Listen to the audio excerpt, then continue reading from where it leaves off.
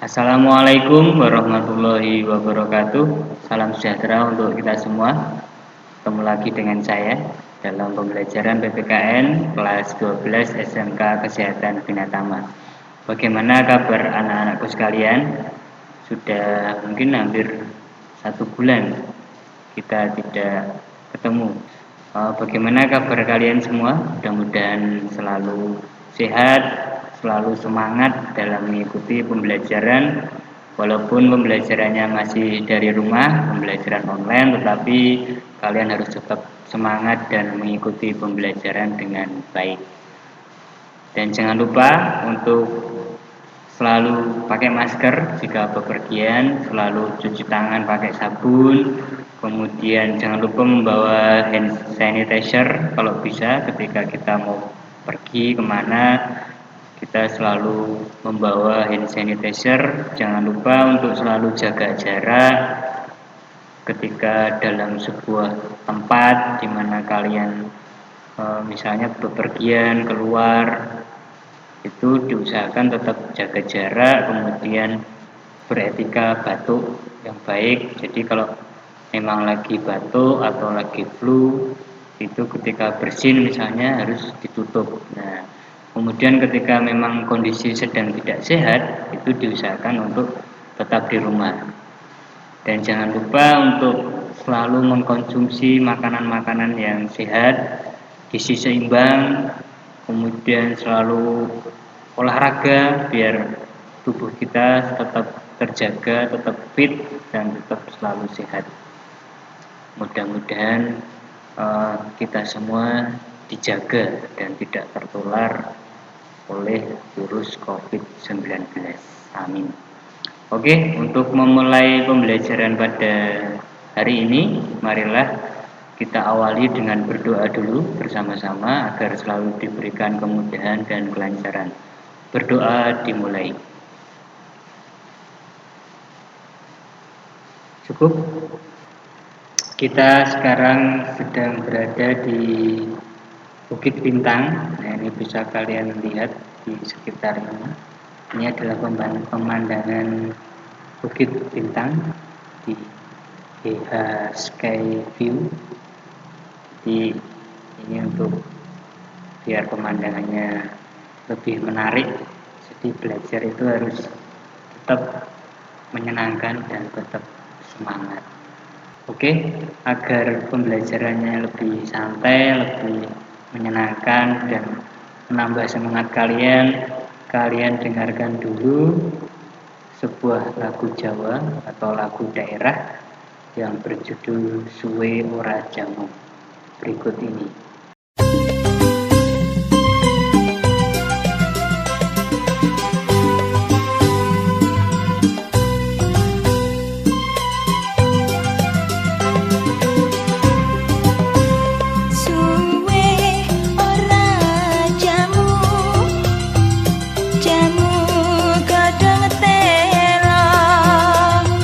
Suwe ora ketemu, temu pisan.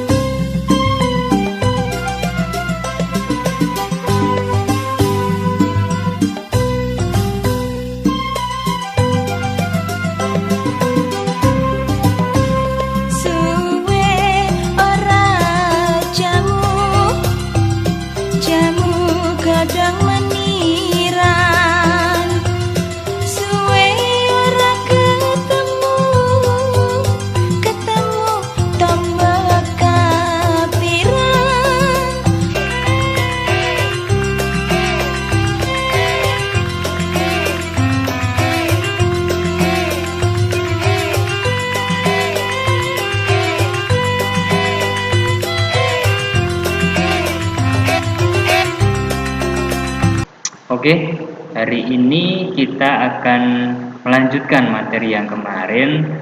Kita masih belajar untuk bab 2. Kemarin sudah kita berikan awalannya.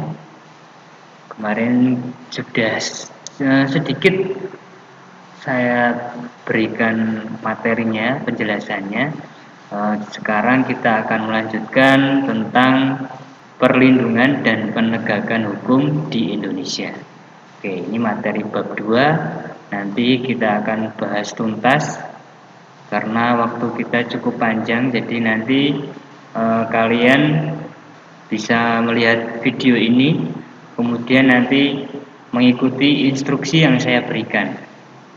Misalnya kalian harus bertanya, jadi kalian bisa bertanya lewat komentar, bisa lewat komentar di YouTube karena ini nanti akan diupload di YouTube, bisa komentar juga di Google Classroom karena videonya juga akan diupload di Google Classroom. Jadi nanti silahkan kalian bisa bertanya atau menjawab apa yang saya tanyakan, seperti itu. Bisa juga menanggapi dari komentar-komentar teman kalian karena nanti pertanyaan dan tanggapan dari kalian itu akan saya jadikan sebagai bahan penilaian dan nilai tambahan untuk nilai praktik. Jadi nilai praktik karena kita pembelajaran online, jadi kita maksimalkan keaktifan kalian dalam menjawab atau menanggapi melalui kolom komentar. Oke, kita mulai. Ini materinya sudah saya kirim di Google Classroom juga, nanti kalian bisa baca-baca lagi. Kita mulai untuk pembelajaran hari ini bab 2, perlindungan dan penegakan hukum di Indonesia. Baik, tujuan pembelajaran pada hari ini yaitu yang pertama, menjalankan perilaku orang beriman dalam praktik perlindungan dan penegakan hukum untuk menjamin keadilan dan kedamaian. Kemudian berperilaku jujur dalam praktik perlindungan dan penegakan hukum di tengah masyarakat.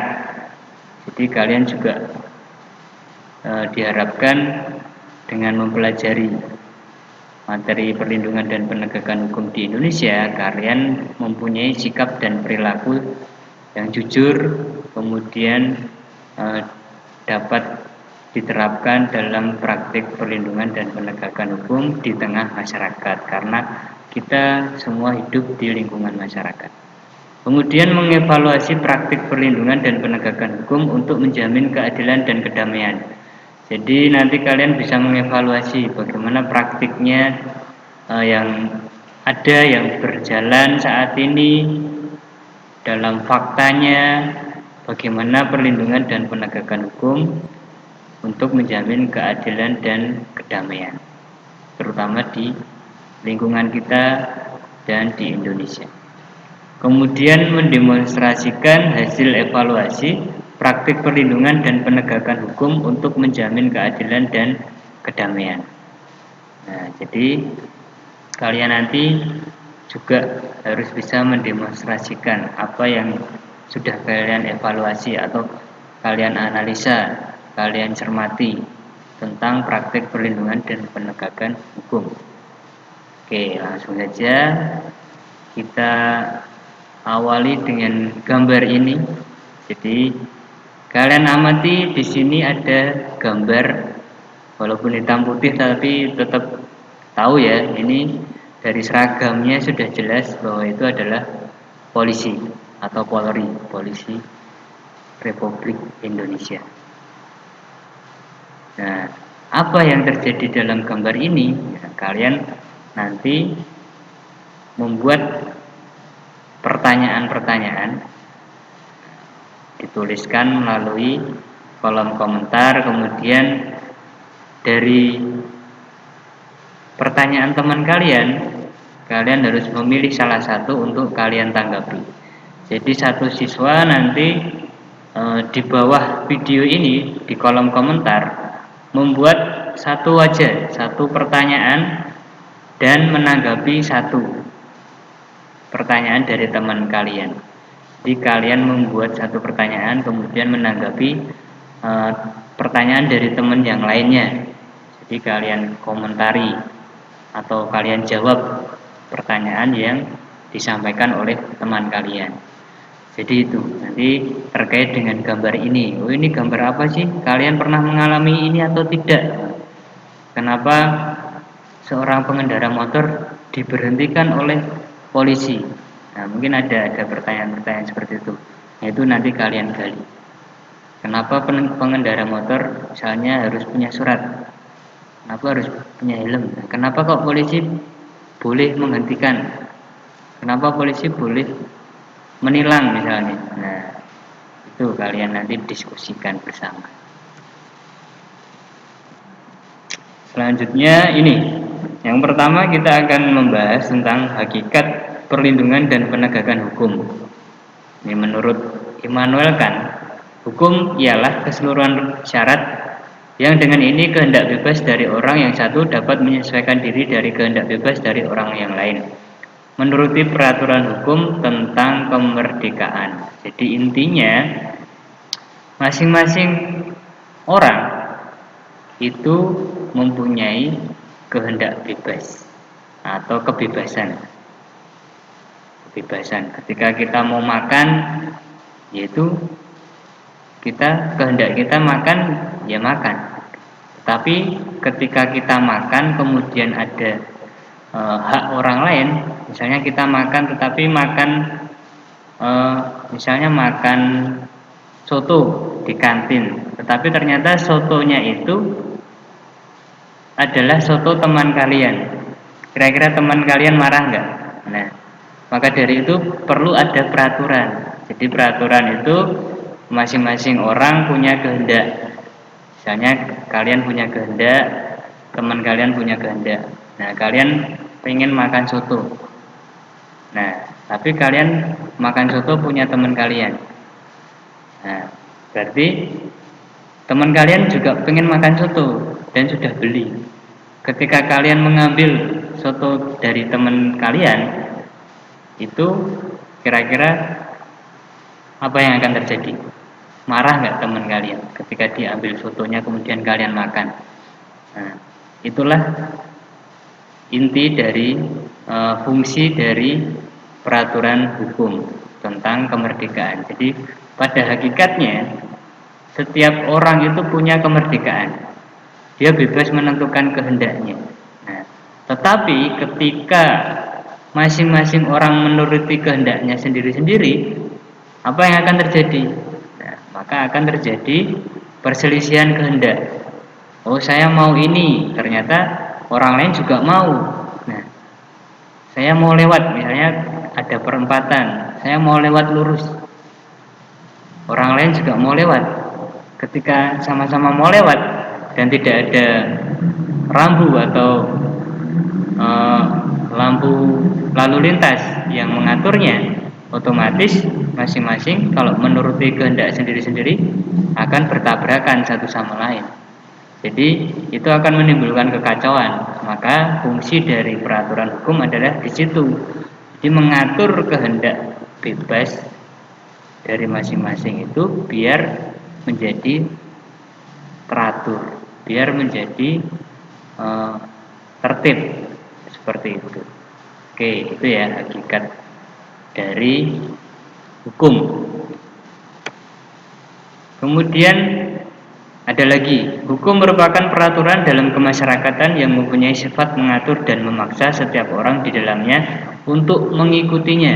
Nah, jadi ini sifat hukum itu adalah mengatur dan memaksa. Jadi adanya hukum itu adalah untuk mengatur. Siapa yang diatur? Ya tadi masing-masing orang itu tadi yang mempunyai kehendak. Jadi kehendaknya itu diatur sedemikian rupa. Orangnya itu ketika melakukan sesuatu biar tidak bersinggungan atau tidak berselisih dengan orang lain, maka diatur melalui hukum. Nah, hukum itu sifatnya juga memaksa. Dalam artian ketika orang tidak mau mentaati hukum, itu bisa dipaksa untuk mentaati. Bagaimana caranya? Caranya yaitu dengan adanya sanksi bagi yang melanggar. Nah, contohnya ketika melanggar lampu lalu lintas, lampu merah tetapi malah lurus, terus. Nah, itu tidak hanya membahayakan diri sendiri tetapi juga membahayakan orang lain, dan itu bisa dikenakan sanksi. Sanksi hukumnya ada. Jadi sanksi hukum itu tujuannya agar hukum itu menjadi ditaati. Makanya sifat hukum itu adalah memaksa. Jadi semua orang harus mentaati hukum atau peraturan yang berlaku. Oke. Kemudian hukum merupakan peraturan dalam kemasyarakatan yang mempunyai sifat mengatur dan memaksa setiap orang di dalamnya untuk mengikutinya. Nah, ini sama yang tadi. Oke, tadi sudah saya jelaskan juga. Ini tadi sudah saya jelaskan juga. Ini gambaran bahwa hukum itu punya sanksi tadi. Ini sanksinya contohnya dipenjara atau ditangkap. Adanya borgol ini menggambarkan bahwa orang ini ditangkap karena melanggar hukum. Sanksinya bisa dipenjara atau hukuman yang lainnya. Kemudian ada ciri-ciri hukum. Yang pertama adalah adanya perintah dan atau larangan. Jadi hukum itu cirinya pasti ada perintahnya.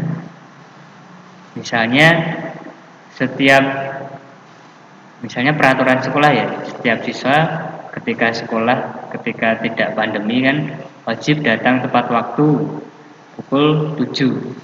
Nah, ketika itu dilanggar maka ada sanksinya atau hukumannya, itu perintah. Kemudian larangan, misalnya dilarang mencoret-coret meja, dilarang mencoret-coret tembok. Nah, itu larangan. Dan kalau dilanggar juga ada sanksinya. Itu ciri hukum yang pertama. Kemudian yang kedua adalah perintah dan atau larangan itu harus dipatuhi atau ditaati setiap orang. Jadi setiap orang harus mentaati itu. Setiap orang wajib menjalankan hukum di mana hukum tersebut diberlakukan. Ini contohnya peraturan sekolah itu ya berlaku di sekolah. Misalnya peraturan tata tertib siswa SMK Kesehatan Bina Tama. Nah, itu berlakunya juga di SMK Kesehatan Bina Tama. Jikalau dengan sengaja melanggar kaidah tersebut akan dikenakan sanksi berupa hukuman. Jadi ada sanksinya. Ketika tidak mau mentaati pasti ada sanksinya. Nah, itulah ciri-ciri dari hukum atau peraturan. Selanjutnya menurut Van Apeldoorn mengungkapkan tujuan hukum ialah mengatur pergaulan hidup manusia secara damai. Nah, seperti yang saya katakan tadi, bahwa hukum itu untuk membuat agar antara yang satu dengan yang lainnya itu tidak berselisih. Kehendaknya tidak terjadi perselisihan di situ. Jadi agar masing-masing kehendak itu bisa tercipta kedamaian. Jadi masing-masing punya hak, misalnya hak milik. Ya, misalnya kalian punya motor, yaitu dilindungi secara hukum. Kalau tidak ada hukum yang melindungi, setiap orang bisa mengambil motor kalian. Jadi itulah tujuan dari hukum, biar tercipta pergaulan hidup manusia secara damai. Kemudian Indonesia sebagai negara hukum terlihat jelas dalam Undang-Undang Dasar Negara Republik Indonesia tahun 1945. Yang berbunyi negara Indonesia adalah negara hukum.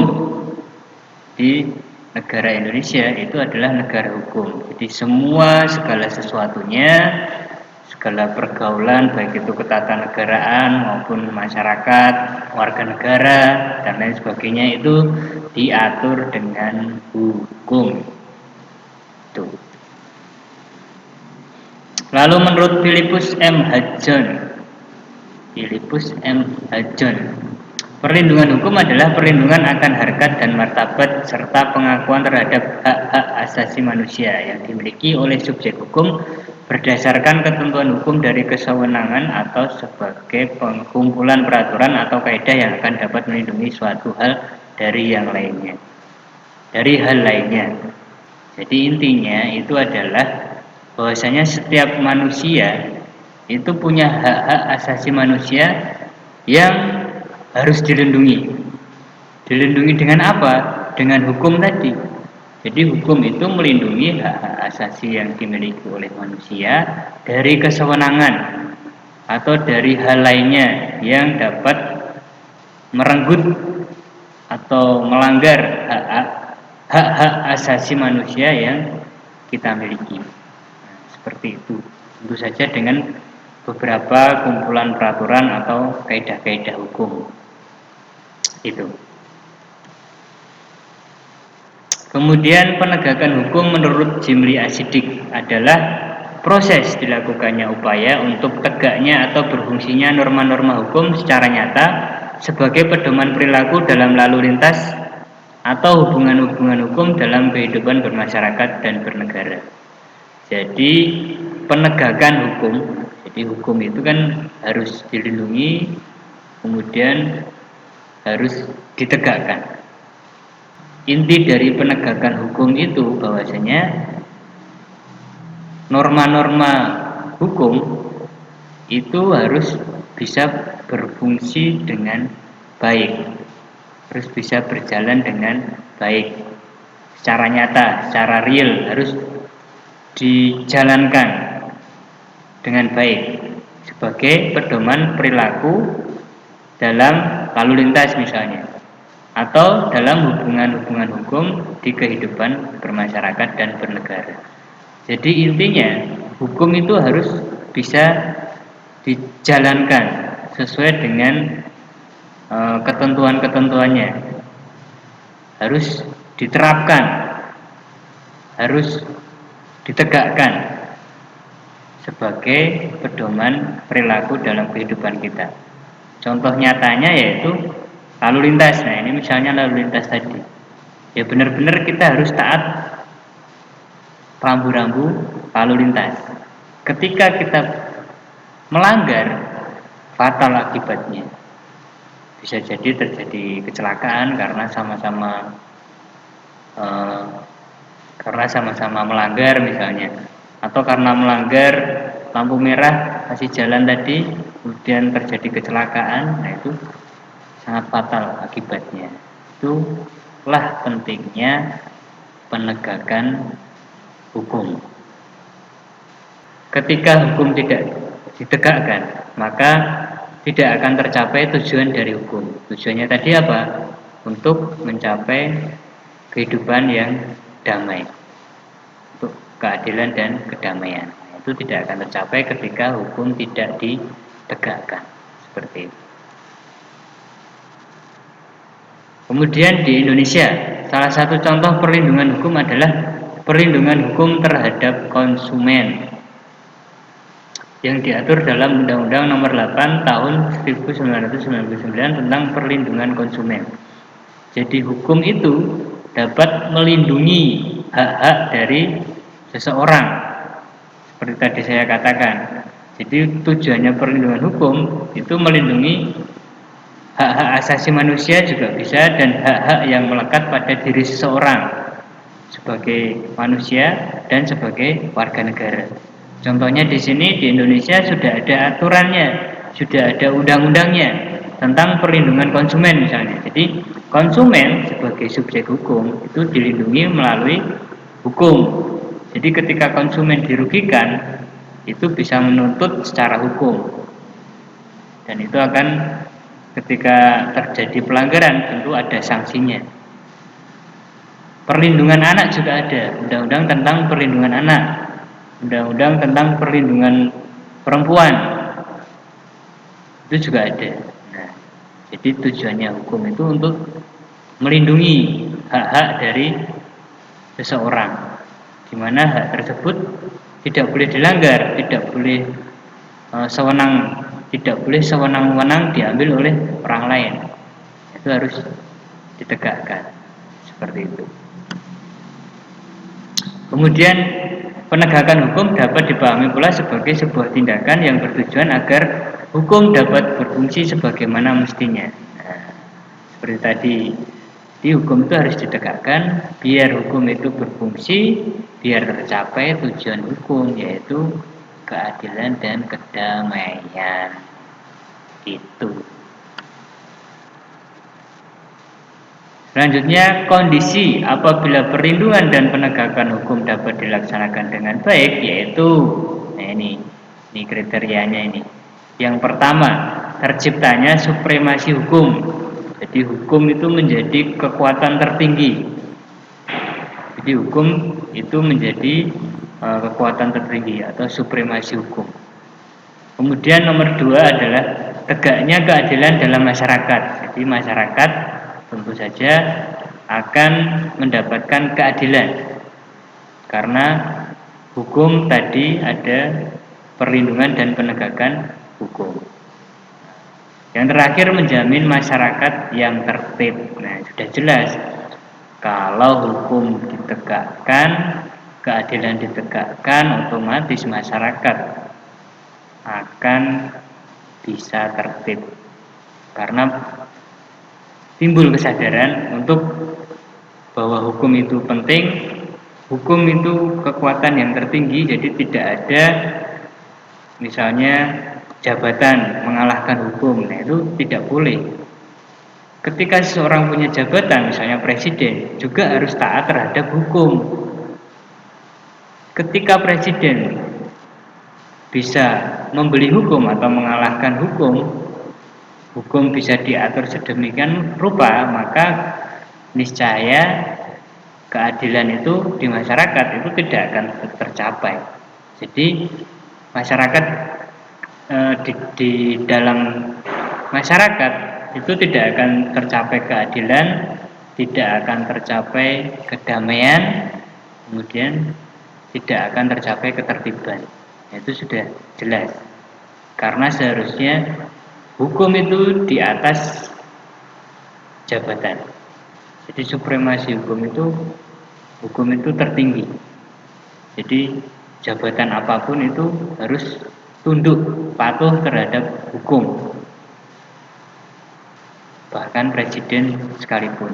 Nah, karena di Indonesia ini adalah negara hukum, kecuali kalau negaranya itu berdasarkan kerajaan. Nah, kalau berdasarkan kerajaan ya apapun kata raja, nah itu adalah hukum.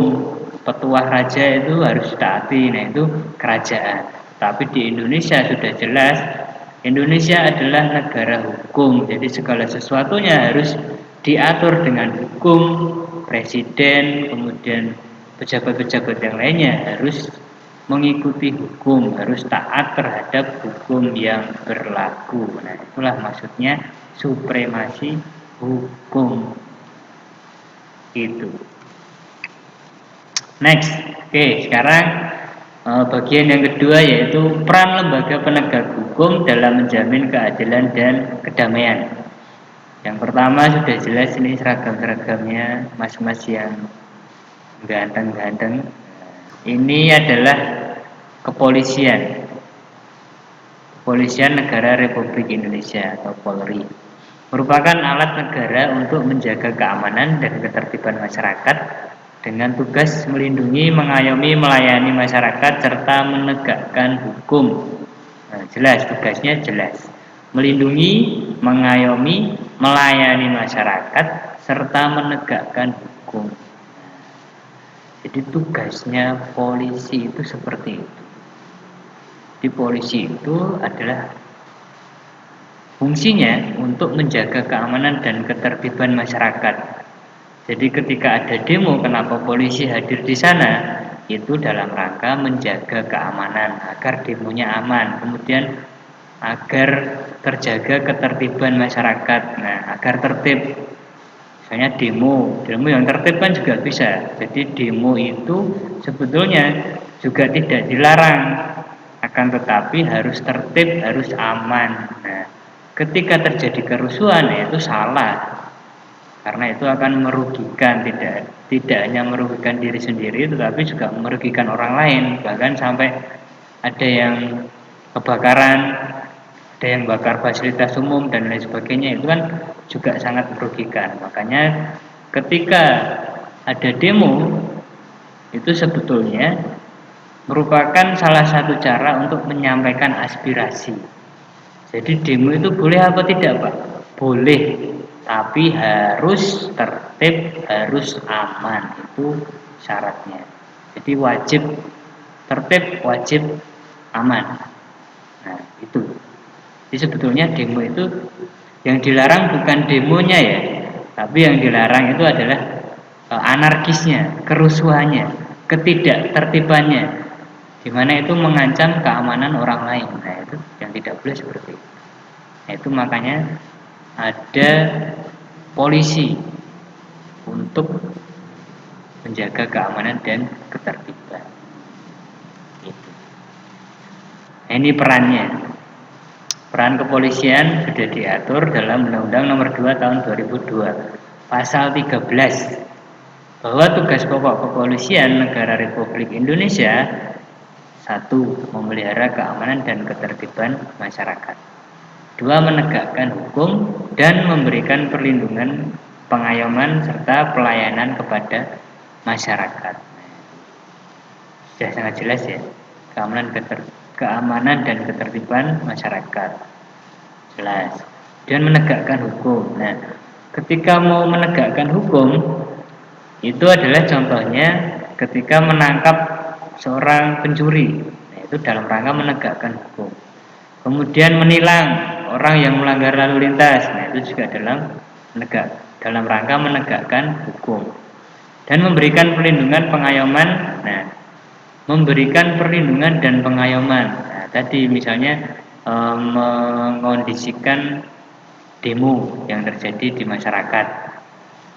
Nah, seperti itu. Jadi itu dalam rangka melindungi juga dan mengayomi juga, biar masyarakat itu ketika ada polisi di sana, demonya akan tertib, aman. Harapannya seperti itu. Kemudian pelayanan kepada masyarakat. Nah, ini juga bahwasanya polisi itu juga melayani masyarakat. Nah, itu peran kepolisian. Yang kedua yaitu peran kejaksaan. Nah, lembaga penegak hukum selain kepolisian itu ada juga Kejaksaan Republik Indonesia, yaitu lembaga negara yang melaksanakan kekuasaan negara khususnya di bidang penuntutan. Nah, ketika seseorang ditangkap polisi karena melakukan kejahatan, selanjutnya dalam persidangan itu ada jaksa penuntut umum. Nah, itu yang menuntut berdasarkan undang-undang atau berdasarkan KUHP. Terjadi misalnya pencurian, melanggar pasal sekian, nah, itu tuntutan jaksa sesuai peraturan yang ada atau sesuai undang-undang yang ada. Nah, itulah tugasnya seorang jaksa penuntutan. Nah, ini tugas dan wewenang kejaksaan dalam bidang pidana: melakukan penuntutan, melaksanakan penetapan hakim dan putusan pengadilan yang telah memperoleh kekuatan hukum tetap. Nah, ketika sudah diketok palu oleh hakim putusan pengadilan itu jaksa harus melaksanakan putusan itu. Kemudian yang terakhir, melakukan penyidikan terhadap tindak pidana tertentu berdasarkan undang-undang.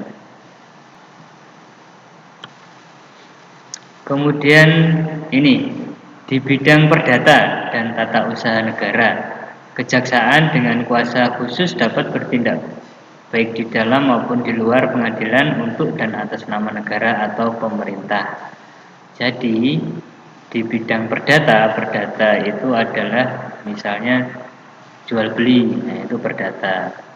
Sewa menyewa, nah itu perdata. Jadi hubungan satu orang dengan orang yang lain.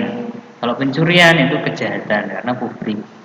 Pengerusakan itu juga kejahatan karena itu pidana. Jadi bedanya pidana dengan perdata, kalau pidana itu publik, sifatnya umum, semua orang, berlaku untuk semua orang. Tapi kalau perdata itu hukum yang hanya karena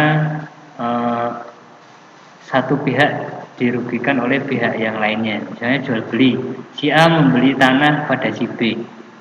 Nah, kemudian setelah terjadi kesepakatan si B melanggar perjanjian yang telah disepakati, misalnya dilunasi eh, pada bulan ini, tapi dalam praktiknya tidak dilunasi. Nah, itu melanggar perjanjian, itu namanya perdata, karena hanya antara dua pihak, itu namanya perdata. Kemudian tata usaha negara itu kaitannya dengan urusan negara, jadi lembaga-lembaga negara ataupun tata usaha negara. Kemudian yang selanjutnya yaitu hakim, lembaga penegak hukum. Yang ketiga yaitu hakim, peran hakim. Dalam Undang-Undang Negara Republik Indonesia tahun 1945, pasal 24 ayat 1 menegaskan bahwa kekuasaan kehakiman merupakan kekuasaan yang merdeka untuk menyelenggarakan peradilan guna menegakkan hukum dan keadilan. Jadi, hakim itu mempunyai kekuasaan yang merdeka. Jadi segala sesuatu, misalnya dalam persidangan, itu yang memutuskan itu adalah hakim, dan hakim itu harus mempunyai kekuasaan yang merdeka. Jadi tidak boleh dipaksa oleh seseorang atau pihak tertentu dalam memutuskan suatu perkara. Jadi hakim itu harus benar-benar bebas dari pengaruh siapapun untuk menegakkan hukum dan menyelenggarakan peradilan guna menegakkan hukum. Jadi dalam memutuskan perkara peradilan, misalnya dalam suatu sidang, itu hakim dalam memutuskan perkara itu tidak boleh ada pengaruh siapapun, baik itu dari yang tersangka atau terdakwa maupun dari pihak lainnya, pihak luar, misalnya ada pejabatnya, ada backingnya. Nah, itu tetap tidak bisa, karena hukum harus dijunjung tinggi, tidak boleh dibeli. Hakim harus merdeka, harus betul-betul menyelenggarakan peradilan agar hukum bisa ditegakkan. Itu intinya. Next. Hakim adalah seorang yang bergerak dalam kekuasaan kehakiman, yakni Mahkamah Agung dan Mahkamah Konstitusi, yang mempunyai peran yang sangat penting, yakni mengambil sebuah keputusan dalam peradilan. Peran seorang hakim itu adalah mengambil sebuah keputusan dalam sebuah atau dalam proses peradilan. Jadi kekuasaan kehakiman yakni Mahkamah Agung dan Mahkamah Konstitusi. Mahkamah Agung dan peradilan di bawahnya itu mengatur hal-hal yang umum. Sedangkan Mahkamah Konstitusi itu mengatur tentang, misalnya ada sengketa pemilu, kemudian sengketa atau perselisihan antara lembaga negara, atau memutuskan dalam pembubaran partai politik. Nah, seperti itu. Kalau Mahkamah Agung itu ada beberapa peradilan di bawahnya. Contohnya ada pengadilan negeri, ada pengadilan agama, ada pengadilan tata usaha negara, ada pengadilan militer. Nah, itu contoh pengadilan di bawahnya. Itu pun ada tingkatan-tingkatannya.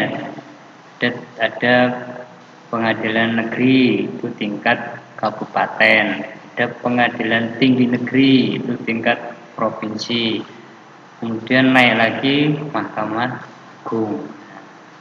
Seperti itu, tingkat pusat itu Mahkamah Agung. Begitupun juga dengan pengadilan agama dan pengadilan yang lainnya.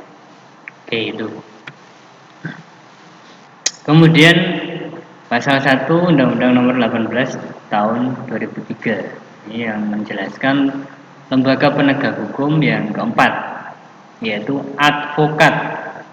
Apa itu advokat? Advokat adalah orang yang berprofesi memberi jasa hukum. baik di dalam maupun di luar pengadilan yang memenuhi persyaratan undang-undang ini. Nah, itu. Jadi advokat itu dalam bahasa sederhananya yang kita tahu sehari-hari itu adalah pengacara, tapi bukan pengangguran banyak acara, pengacara betul. Pengacara atau eh, penasihat hukum. Jadi ketika seseorang sedang dalam atau misalnya ada kasus hukum, itu bisa didampingi oleh advokat atau pengacara atau penasihat hukum. Seperti itu. Jadi profesinya memang orang tersebut itu memberi jasa hukum, memberi bantuan terhadap orang-orang yang memerlukan ketika ada kasus misalnya atau di pengadilan atau dalam proses sebuah atau dalam proses hukum lainnya. Nah, itu. Baik di dalam maupun di luar pengadilan. Oke. Sebagai penegak hukum, advokat menjalankan peran dan fungsinya secara mandiri untuk mewakili kepentingan masyarakat dan tidak terpengaruh kekuasaan negara. Jadi advokat itu perannya dan fungsinya itu dijalankan secara mandiri. Jadi dia itu sebagai person atau lembaga tersendiri. Tidak ada kaitannya, tidak ada pengaruhnya dengan kekuasaan negara. Kalau polisi, kejaksaan, hakim itu ada kaitannya dengan kekuasaan negara. Kalau advokat ini, jadi advokat ini menjalankan peran dan fungsinya secara mandiri. Jadi tidak ada pengaruh dari kekuasaan negara atau lembaga negara. Jadi dia mewakili kepentingan masyarakat. Jadi berdasarkan apa yang dibutuhkan oleh orang yang diberikan bantuan hukum atau jasanya, yang menggunakan jasanya itu tadi. Jadi sesuai dengan kasusnya, sesuai dengan perkaranya, atau sesuai dengan kebutuhan dalam tindakan hukum yang dia lakukan, yang orang yang menggunakan jasanya itu. Nah, itulah peran seorang advokat.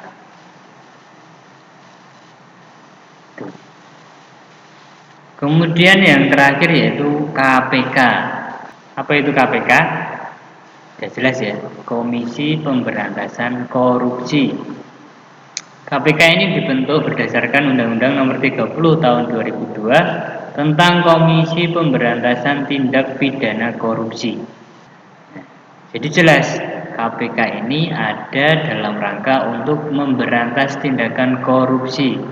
Maka kasus-kasus yang ditangani oleh KPK adalah khusus hanya kasus tindak pidana korupsi. Seperti itu. Jadi perannya itu untuk memberantas korupsi, dari mulai pencegahannya sampai tindakan untuk penangkapan sampai diadili dan lain sebagainya. Seperti itu. KPK dibentuk dengan tujuan meningkatkan daya guna dan hasil guna terhadap upaya pemberantasan tindak pidana korupsi. Meningkatkan daya guna dan hasil guna terhadap upaya pemberantasan tindak pidana korupsi. Jadi KPK ini memang tujuannya untuk benar-benar memaksimalkan upaya pemberantasan tindak pidana korupsi. Jadi KPK ini sebenarnya lembaga yang independen, lembaga yang tidak di bawah pengaruh lembaga lainnya. Jadi KPK ini memang untuk memberantas tindak pidana korupsi, misalnya DPR atau bupati atau gubernur. Nah, KPK bisa juga menangkap seorang hakim misalnya. hakim disuap. Nah, itu juga bisa. Walaupun hakim yang memutuskan perkara, tetapi ketika itu memang ada tindak pidana korupsi di sana. Nah, fungsinya KPK di situ.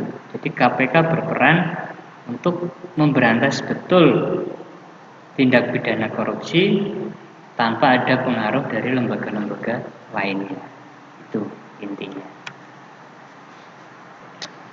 Yang ketiga yaitu dinamika pelanggaran hukum. Apa itu pelanggaran hukum? Adalah tindakan yang melanggar hukum yang berlaku. Di pelanggaran hukum itu adalah tindakan yang melanggar hukum yang berlaku.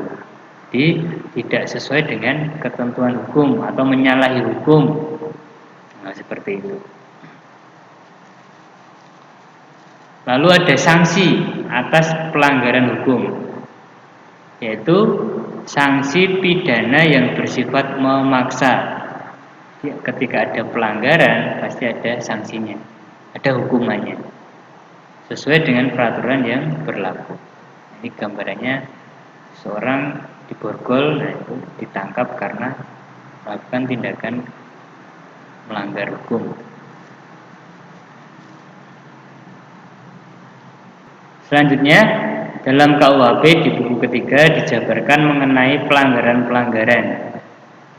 hukum tadi ya maksudnya ya, yaitu ada 6 ini. Pelanggaran keamanan umum bagi orang atau barang dan kesehatan, ada pasalnya. Pelanggaran ketertiban umum, ada juga pelanggaran terhadap penguasa umum, pelanggaran mengenai asal-usul dan perkawinan, pelanggaran terhadap orang yang memerlukan pertolongan, yang terakhir pelanggaran kesusilaan. Nah, itu ada pasal-pasalnya di dalam KUHP. Jadi selengkapnya bisa kalian pelajari sendiri. Kemudian partisipasi dalam perlindungan dan penegakan hukum diperlukan sebagai upaya untuk menegakkan supremasi hukum di Indonesia. Jadi agar hukum itu bisa ditegakkan, bisa dijalankan, perlu adanya partisipasi dari semua elemen-elemen masyarakat dalam perlindungan dan penegakan hukum. Partisipasinya contohnya ya kita sebagai individu atau sebagai pribadi itu selalu bertindak mentaati hukum, mentaati peraturan yang berlaku. Nah, itu salah satu contoh partisipasinya. Atau bahkan bisa juga kita mengingatkan orang lain bagaimana agar orang-orang di sekitar kita itu bisa mentaati peraturan, mentaati hukum yang berlaku. Bisa teman kita sendiri, bisa keluarga, bisa orang-orang sekitar kita. Nah, itu partisipasi kita dalam hal yang sederhana bisa seperti itu. Jadi bagaimana caranya hukum terutama di lingkungan sekitar kita, peraturan-peraturan di sekitar kita yang berlaku di wilayah kita dalam kehidupan kita sehari-hari itu bisa dijalankan, bisa ditegakkan dengan baik. Itu perlu adanya partisipasi. Kalian misalnya sebagai seorang pelajar, bagaimana partisipasi seorang pelajar dalam perlindungan dan penegakan hukum?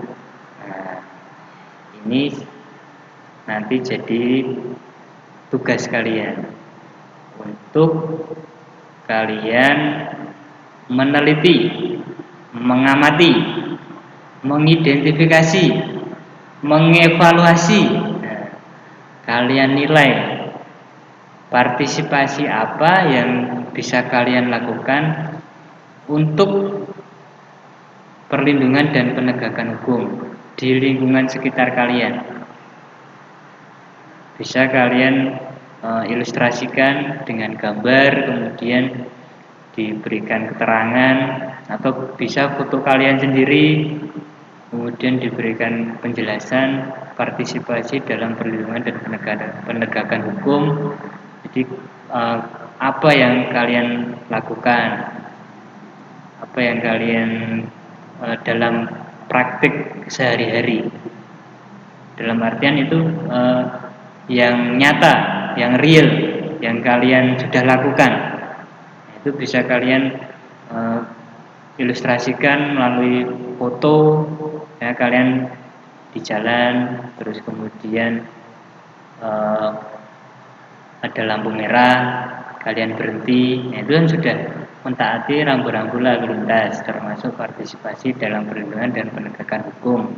Nah, ini salah satu contohnya. Tapi nanti kalian jangan menjawab itu semua. Jadi ada hal-hal lain yang biasanya kalian lakukan dalam sehari-hari untuk dapat dalam rangka perlindungan dan penegakan hukum atau peraturan sekolah misalnya, banyak sekali kan yang bisa kalian lakukan untuk bagaimana supaya peraturan itu bisa dijalankan dan bisa ditegakkan. Itu. Jadi tugas kalian yang pertama tadi kan mencari atau mengidentifikasi partisipasi apa yang bisa kalian lakukan sebagai seorang siswa dalam perlindungan dan penegakan hukum. Kemudian kalian evaluasi, kira-kira yang kalian lakukan itu sudah dilakukan oleh banyak orang atau belum? Semua orang itu sudah melakukan itu atau belum? Atau jangan-jangan itu hal sederhana tetapi orang lain banyak yang belum melakukan atau orang lain banyak yang melanggar misalnya. Nah, kalian evaluasi terkait perlindungan dan penegakan hukum di sekitar kalian, di lingkungan kalian, boleh di lingkungan sekitar masyarakat, boleh yang kalian alami di sekolah, kan bisa punya gambaran ya yang kemarin ketika datang ke sekolah, misalnya terlambat atau tidak, kalian buat PowerPoint dengan ilustrasi gambar atau foto tadi. Kemudian yang pertama kalian identifikasi itu gambar apa, kalian jelaskan terkait partisipasi dalam perlindungan dan penegakan hukum. Kemudian kalian evaluasi dari tindakan itu sudah dilakukan oleh semua orang atau orang-orang di lingkungan kalian atau belum. Itu evaluasi. Kemudian yang seharusnya itu seperti apa. Jadi ketika misalnya ini belum banyak yang melakukan, ini masih banyak yang melanggar, masih seperti ini. Nah, seharusnya itu bagaimana?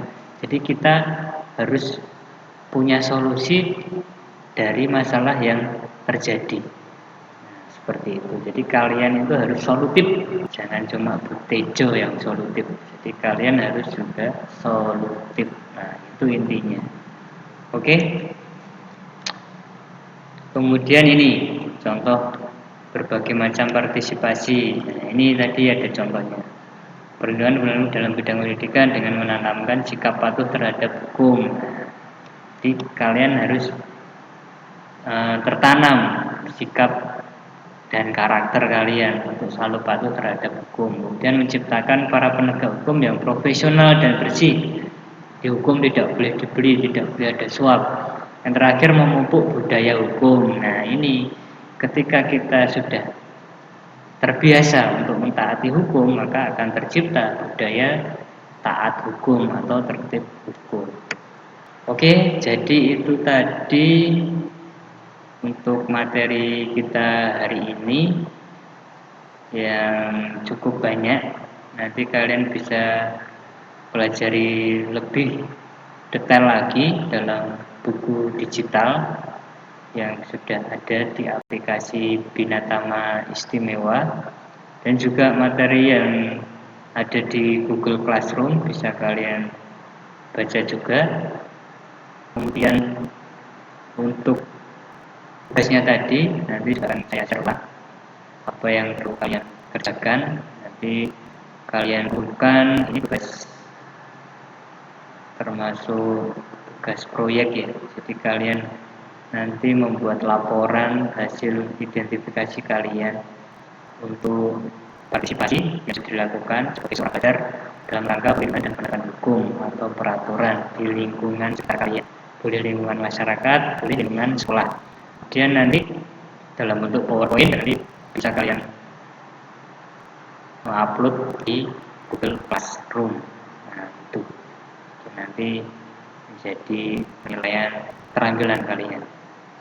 Kemudian untuk materi ini sepertinya sudah cukup jelas. Nanti untuk tambahan-tambahannya nanti saya akan sampaikan di video-video selanjutnya, dan juga untuk materi-materinya nanti akan saya share dalam Google Classroom biar bisa diakses dengan kuota belajar. Masuk modul nanti modulnya juga akan saya sampaikan melalui Google Classroom. Kemudian nanti apa yang perlu kalian kerjakan sudah diselesaikan. Jadi untuk nilai PTS sudah saya share, ini sudah saya share. Mungkin itu, sampai ketemu lagi di pertemuan selanjutnya. Selalu jaga kesehatan, selalu pakai masker, selalu cuci tangan pakai sabun, konsumsi makanan yang sehat, gizi seimbang, banyak minum air putih, kemudian selalu jaga jarak, dan jangan lupa bahagia. Sampai saya kita akhiri pertemuan ini dengan berdoa menurut agama dan kepercayaan masing-masing. Yang bagi yang beragama Muslim kita akhiri dengan alhamdulillah bersama-sama. Alhamdulillahirabbil alamin. Sekian dari saya. Terima kasih atas perhatiannya. Maaf. Wassalamualaikum warahmatullahi wabarakatuh.